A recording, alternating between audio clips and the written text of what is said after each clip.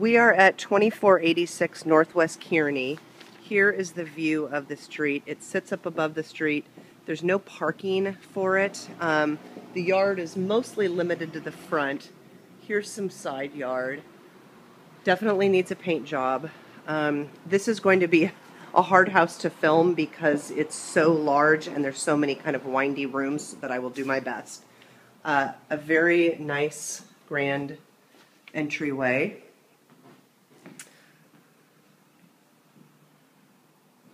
Radiant heat in most rooms. There are a few rooms that have a baseboard heat or a cadet heater. Here is the living room. Original windows throughout, some in good shape. These leaded windows here, other ones are broken. Wood burning fireplace. This connects to what they have staged as a study. And again, the other side of the fireplace. We go back out to the entryway. Here would be the dining room. Wood coved ceilings. Floors definitely need to be refinished. Oak floors in here, baseboard heat, another fireplace. Some of the other floors are fir floors. Here is one of the back doors. Again, here's kind of that side area. We have another house back here. Roof definitely needs to be redone. This house has a brick foundation. It looks like one of the walls has been replaced, but it replaced with brick. I've honestly never seen a brick foundation in Portland. If this was going to be turned into any kind of business, like a bed and breakfast or even multiple renters, insurance may require that it be earthquake retrofitted, and I'm not sure how you would do that with a brick foundation. Here is the laundry area and a bath. Every bath needs to be updated. They all have these, well, this is an old cast iron tub, but most of them have plastic tubs. This has a plastic surround. Back out again through the dining room area, back out to the hallway. Here is the kitchen. Kitchen needs to be gutted. It looks like there's some water damage from the radiator.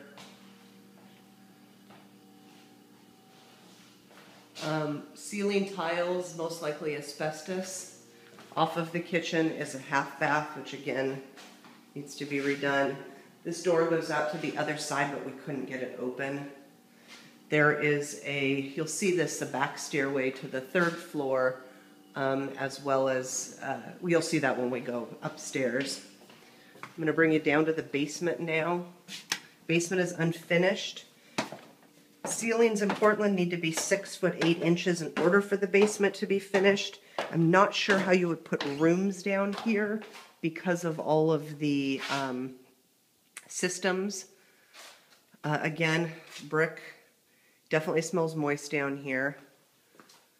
They do have new electric panels. I did see a little bit of knob and tube wiring. I'm not sure if it's active though still or it just wasn't removed.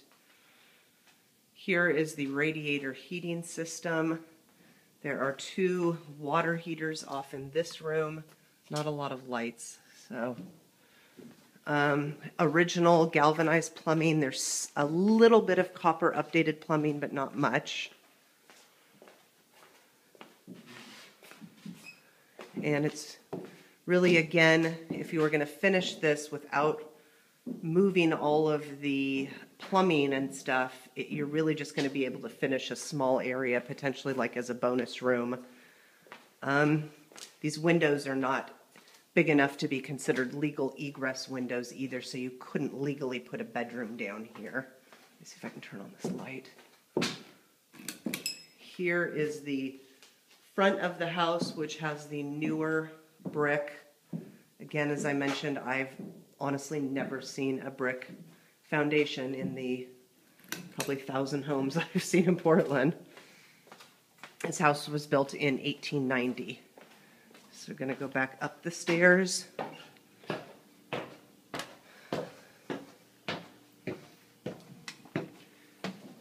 Okay, I'm going to go up the main staircase.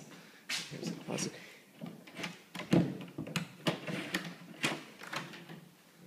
Just a closet. We've got kind of mismatched floors in areas. Okay, up the main staircase. Some beautiful stained glass windows. This one is cracked.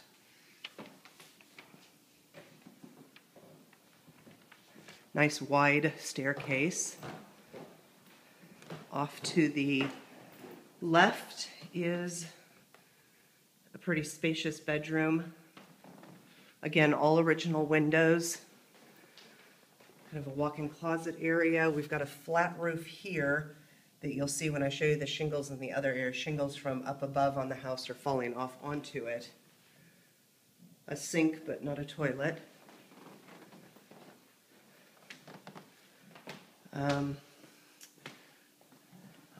Long hallway. This was that back stairway to the kitchen. We've got another bathroom here with a fiberglass insert, and this basically has another back hallway that goes to that other room, but I'll show you that from a different angle. There's so many rooms it gets a little confusing.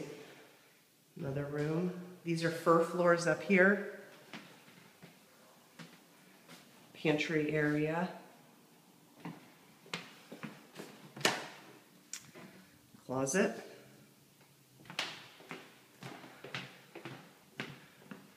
Back to that landing area. Here is what they have staged as the master bedroom. This would be facing north, and then that would be facing west. Another fireplace. Here's kind of that other back hallway that I just showed you. So there is another bathroom here. Again, this one needs to be redone. And a walk-in closet off of it. This goes through like some drawers. And then this was that other bathroom I brought you into before. So back through the master.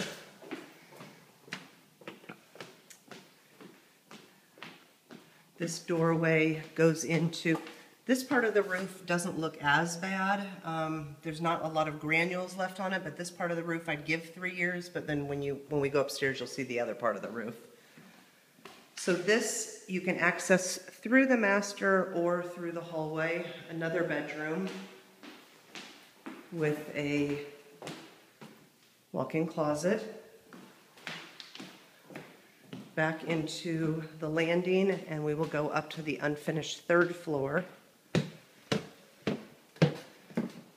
These look like fir staircase, and all the floors up here look like fir. Here is attic access. So let me pan around here.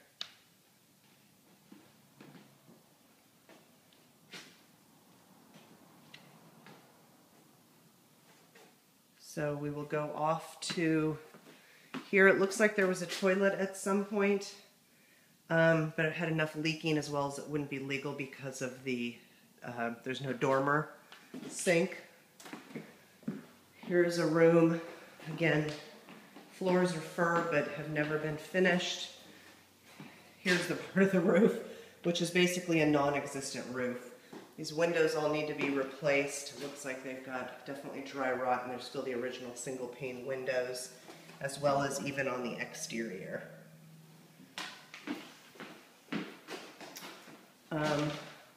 Patching where there's been leaking on the roof.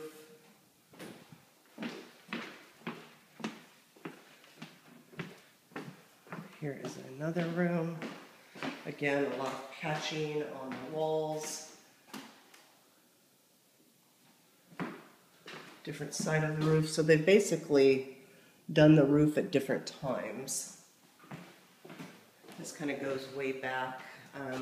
You can see that they've put well, you can't see, it's too dark and there's no light, but they basically drywalled in that last wall in that room that we were just in. Here they've run conduit on the floor from downstairs because this was an unfinished attic space. So there's a light fixture below this. So that would all need to be rerouted. And then here is the third bedroom upstairs. It has ceiling tiles, which most likely also are asbestos ceiling tiles. Again, well, these may be oak. I don't know if these are oak or fir. Maybe they are fir. They're just a little bit thinner, but they're in pretty poor shape. And then this, of course, is facing the front of the house, which is north again. So my guess is that this house could easily cost as much as the sales price. It could cost another $700,000 to fix it. If you were to then sell this house, it doesn't have much of a yard and there's no off-street parking. I think at the most you would probably get about $1.2 million. So with closing costs and stuff, that would put you upside down about $300,000. If you wanted to turn this into rentals or a bed and breakfast or something like that, my concern is that the city is going to potentially require a sprinkler system, as well as insurance is going to require earthquake retrofitting of the foundation. And again, with it being a brick foundation, I don't know what that looks like. I don't know how much that would cost.